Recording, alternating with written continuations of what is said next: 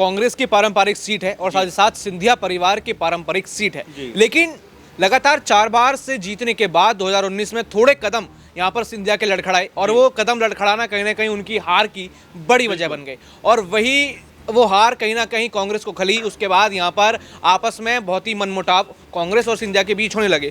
तो क्या इस लड़खड़ाहट का फायदा जीतू पटवारी यहाँ पर उठा सकते हैं? कैसा हो सकता है जीतू पटवारी कहीं ना कहीं अंदर ये कोशिश करें कि सिंधिया को मना लिया जाए, और अगर सिंधिया नहीं मानते तो क्या खुद जीतू पटवारी उनको उस सीट पर जवाब देते नजर आएंगे, और क्या यहाँ पर सिंधिया हमेशा के लिए ही इस गुना सीट को गवा देंगे, क्योंकि मध्य प्रदेश के नज़रिए से भी ये गुना सीट काफ़ी ज़रूरी नज़र आती है। जी बिल्कुल, और 2019 में चुनाव हारे हैं सिंधिया वहाँ से। तो सही बात आपने कही कि अगर यहाँ पर जीतू पटवारी जो है सिंधिया को नहीं मना पाते, यानी कि जो एक कह सकते हैं कि जो वापस आने का कांग्रेस में लगातार संघर्ष भी चल रहा है। बहुत सारे लोग यही बात कह रहे हैं कि हो सकता है 2024 से पहले सिंधिया की कांग्रेस पार्टी में वापसी हो जाए, क्योंकि अभी तक आप देखेंगे तो राहुल गांधी के खिलाफ, ना प्रियंका के खिलाफ, ना सोनिया जी के खिलाफ एक बार भी उन्होंने कोई ऐसी बात नहीं बोली जो ऐसा लगे कि वो पूरी तरह से कट्टर बीजेपी के नेता हो गए। जैसा हम देखें तो बीजेपी के न सिर्फ पीएम मोदी बल्कि तमाम सारे नेता जो राहुल गांधी को लेकर, सोनिया गांधी को लेकर जो तमाम सारे बयानबाजियां वो करते रहे। तो ऐसे में अभी तक सिंधिया ने वैसा कुछ नहीं किया है, तो क्या वापसी की राह उनकी हो सकती है? क्योंकि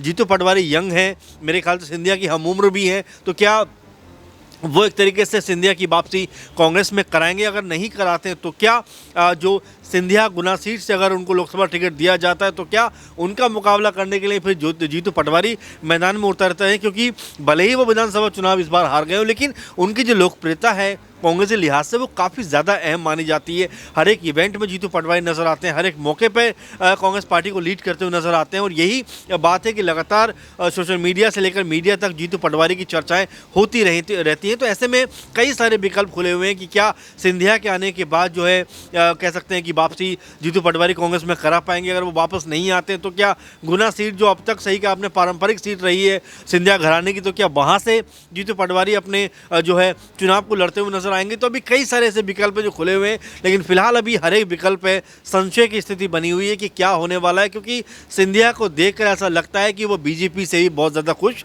नहीं है। बिल्कुल, बात यही करी जा रही है कि जो अति आत्मविश्वास है कहीं ना कहीं वो बड़ा खतरा भारतीय जनता पार्टी के लिए बन सकता है। जैसे राजस्थान में बिना वसुंधरा के संभव नहीं, वैसे ही मध्य प्रदेश में बिना शिवराज के संभव नहीं। आखिर देखा जाए कि सिंधिया क्या करते हैं, वो देखने वाली बात होगी। क्या जीतू पटवारी का जो मकसद है बीजेपी के 2 फाड़ में बांटने की, क्या 24 के चुनाव से पहले वो बांट पाते हैं कि नहीं, या फिर खुद जीतू पटवारी लोकसभा चुनाव में यहाँ पर मोदी शाह और बीजेपी को टक्कर देते हुए नजर आएंगे या नहीं? बाकी और भी ऐसी खबरें जानने के लिए देखते रहिए SPN9 न्यूज़। धन्यवाद।